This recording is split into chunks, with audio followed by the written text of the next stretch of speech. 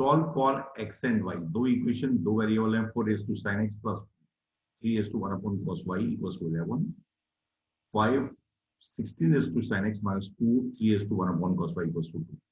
तो ज्यादा कंफ्यूज होने की जरूरत नहीं है, मैंने इसे क्या मान लिया, ए मान लिया, और इसे क्या मान लिया, ओवरऑल को बी मान लिया। तो एक इक्वेशन मेरे पास है, ए और बी के लिए सॉल्व करते हैं। पहले ए प्लस बी की वैल्यू कितनी है, 11।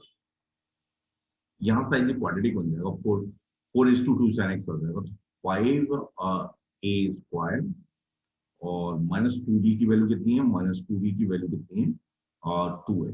ओके, ये दो इक्वेशन आ गई। तो ए के लिए पहले सॉल्व कर लेते हैं, बी को 11 - a लिखा मैंने, तो 5a स्क्वायर -2 टाइम्स बी क्या है, 11 - a इक्वल्स टू 2, तो ये 22 आ गया। तो 5a स्क्वायर और plus 2a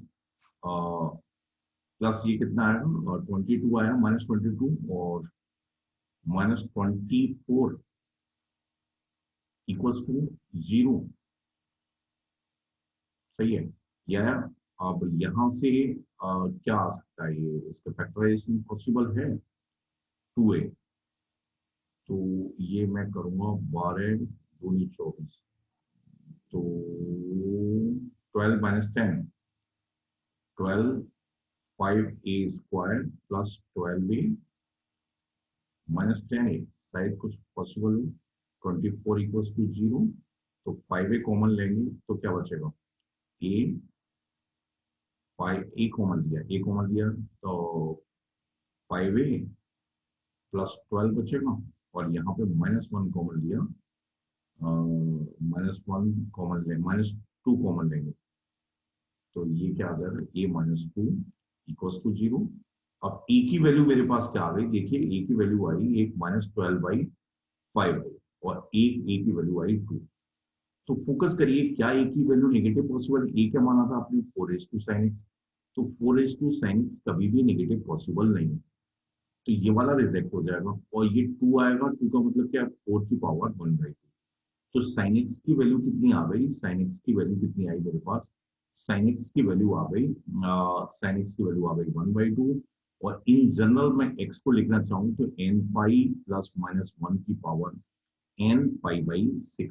okay, n belongs to y, ये मेरे पास x आ गया। ये b, ये a रिजेक्ट ही हो गया, तो b कितना आएगा, b मेरे पास आ जाएगा भाई 2 आया a, तो b 9 आ जाएगा, तो 3 की पावर 1/cos y की वैल्यू आ गई, cos स्क्वायर 3 की पावर ये 9 आई ना, 9 आई, बी की वैल्यू कितनी आ गई, 9, तो 3 का स्क्वायर आ गई, 3 का स्क्वायर आ गई, इसकी वैल्यू कितनी आई, 3 का स्क्वायर, तो 3 का स्क्वायर आई, इसका मतलब क्या है, इसकी वैल्यू आ गई मेरे पास 3 का स्क्वायर।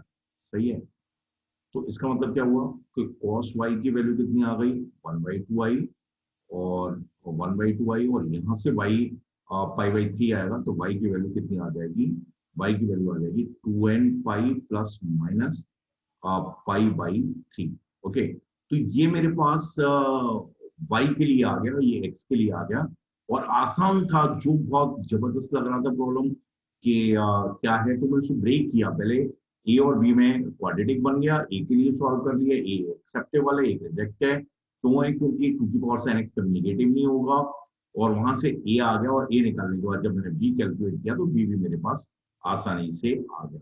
तो इस प्रॉब्लम में सीखने के लिए क्या है कि भाई ज्यादा बड़ा प्रॉब्लम है तो मेरे को डरना नहीं है, और भाई उसको देखिए किस तरह से सिंप्लीफाई होगा, और जो आइडिया आ रहा है उसको एक बार अप्लाई करके देखिए।